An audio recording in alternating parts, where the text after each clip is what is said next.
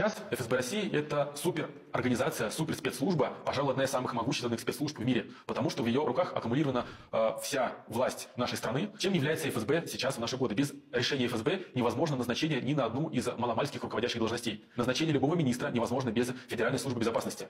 Допуск к государственной тайне, а многие должности, десятки тысяч должностей в нашей стране требуют допуска к государственной тайне, невозможны без согласования ФСБ. И мы перейдем к одному из самых важных, даже назначение судей без согласования ФСБ тоже невозможно. У нас в законе прописано о том, что перед назначением судей на должность за ними проводятся такие проверочные мероприятия, которые по закону проводит Федеральная служба безопасности. И мы получаем, что ФСБ контролирует все те органы власти, все правоохранительные и судебные органы, которые принимают решения, которые способны повлиять на политическую обстановку в нашей стране. Что означает согласование от ФСБ? Это означает, что без бумажки от ФСБ, то, что они согласны, что Иванов Иван Иванович может быть назначен на должность районного судьи в Псковской области, невозможно его назначение. Не будет такой бумаги, Иванов Иван Иванович не станет судьей районного суда в Псковской, Новгородской, Тверской, в любой области нашей страны. Исходя из того, что ФСБ контролирует, по сути, весь государственный аппарат России, исходя из этого создана ее структура.